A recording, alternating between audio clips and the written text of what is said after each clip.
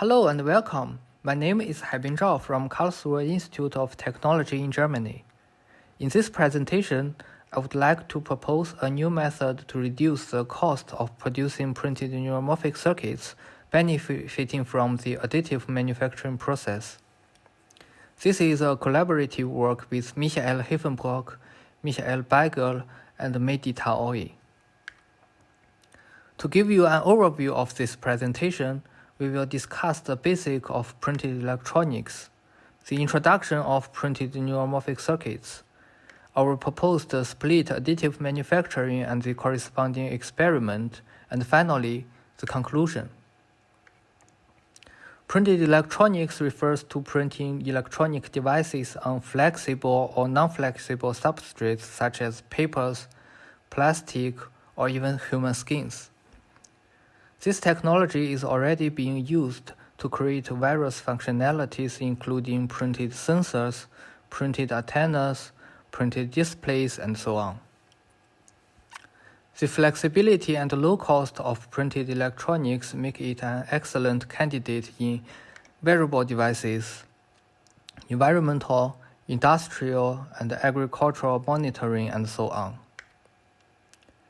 The cost-effectiveness of printed electronics is mainly due to its additive manufacturing process. We can see from this figure, compared to the conventional lithograph-based subtractive process, additive process requires fewer steps and equipment, which can reduce the cost and time spent. Depending on the batch size of manufacturing, printed technologies can be categorized into two classes, namely the low-volume printing technologies such as inkjet printing and the high-volume printing technologies such as gravure printing. High-volume printing produces circuits generally in a high speed, but it is only suitable for repetitively printing same circuits in a large batch. In contrast, low-volume printing technologies are less efficient but allows highly customized circuit printing. Additive manufacturing offers also another opportunity called reprinting, which enables to continuously change component values at almost any stage of the fabrication. There is an example of resistor reprint. We can see that by continuously printing resistive materials on the original printing, the resulted conductance can be seen as the parallel connection of each reprint. Reprinting technology allows for post-processing and even repair of the printed circuits. It also enables us to print circuit components with a combination of various printing technologies. In this work, we refer to this process as split manufacturing. That means we will split the printing of circuit components into multiple stages with multiple technologies.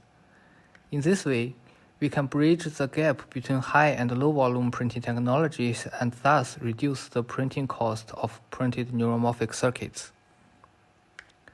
Before discussing the concept of additive manufacturing for split manufacturing, I will provide an overview of the printed neuromorphic circuits. Many researchers are exploring machine learning algorithms at hardware level. However, even to implement such a 3-input, 2-output network with 4-bit digital approach requires hundreds of transistors, which is challenging for printed electronics. Because the printed electronics has generally large feature size and low integration density, and thus it is only suitable for circuits with low device count. In this regard, analog neuromorphic circuits becomes attractive as it requires less device count and can be seen from this table. This figure shows a 3-input, 1-output printed neuron.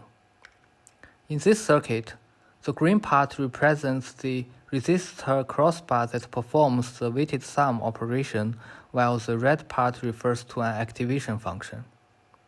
In the crossbar, The output voltage Vz can be seen as the weighted sum of the input voltages Vi, with conductance values representing the weights. The characteristic curve of the nonlinear circuit is a tanh-like curve which can be used as activation function. To facilitate the design of printed neuromorphic circuits, we propose the printed neural network, which is a machine learning model that simulates the printed neuromorphic circuits with learnable conductance in the crossbar representing the weights. After training the printed neural network, the well-trained conductances will be fabricated to circuits. In the following part, I will propose the concept of split additive manufacturing for printed neuromorphic circuits. In scenarios where many circuits are required for different tasks, with each circuit only need to be fabricated in a small batch. Despite the large number of circuits that need to be printed, low-volume printing is usually used because each circuit is unique and different from others. However, this can be time-consuming. To address this problem, we come up with the idea to combine high and low-volume printing technologies. That means we try to use the high-volume printing technology to print a large common part of all the circuits, and use low-volume printing technology to do only the point-of-use correction. If we recall the resistor reprinting, we can find that the resulted conductance is expressed by the sum of each reprint. Therefore, we split the learnable conductance into two independent learnable parameters, Gc and Gi, where Gc represents a common conductance shared across all the circuits and will be printed by a high-volume technology, while Gi represents the individual part of each circuit, which will be printed by low-volume technologies such as inkjet printing. To enable the joint training of all the neural networks, we create a framework called the Super Printed Neural Network, which consists of multiple PNNs. The Super PNN has one learnable conductance Gc, which refers to the common conductance, and it will be distributed to each individual PNN. Each individual PNN receives the common conductance Gc, and it also has its own learnable parameter Gi. Finally, the resulted conductance can be calculated and can be involved in the further computing in PNN as weights. To encourage a higher common part of printed neuromorphic circuits, we design such a training objective, which is the loss plus alpha times the cost. Here, the loss function is cross-entropy loss that is corresponding to the classification accuracy of the task, and alpha can be seen as the trade-off between accuracy and cost. In this work, we estimated the cost by the sum of all the L1 norm of all the individual conductances. This is motivated by our assumption that template cost for high-volume printing can be ignored with large number of circuits, and the material cost remains constant regardless of the technology involved in the manufacturing. Thus, we only consider the production efficiency, which is measured by the printing time and almost proportional to the conductance value. We then conduct extensive experiments to evaluate the proposed method and analyze the result. We evaluate the Super PNN on 30 benchmark datasets, and we test alpha ranging from 10 to the power of -5 to 10 to the power of 5 to get different trade-offs between accuracy and cost. Two extreme cases are considered as baselines. First, alpha equals 0, meaning to completely ignore the cost term in this case, and the accuracy can be seen as the upper bound. And for baseline 2, alpha is sufficiently large so that the reprinting cost is penalized to 0. In this case, it is equivalent to perform all the tasks with the same circuit.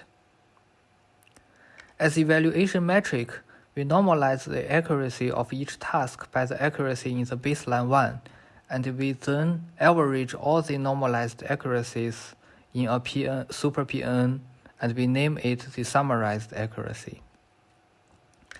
Analogously, we also normalize the estimated cost by the cost in baseline 1. This is the result of the accuracy and cost as functions of alpha. It can be seen, with increasing alpha, both accuracy and cost reduce. It is also notable that despite some penalty on the cost, the accuracy on the purple point is still 1. This provides us the opportunity to reduce the printing cost with almost no accuracy loss. The orange point refers to the situation where alpha is sufficiently large so that, in this case, all the individual conductance are penalized to 0. Only common conductance remains. Therefore, the corresponding point in the left figure can be seen as the best achievable accuracy with one circuit for all tasks.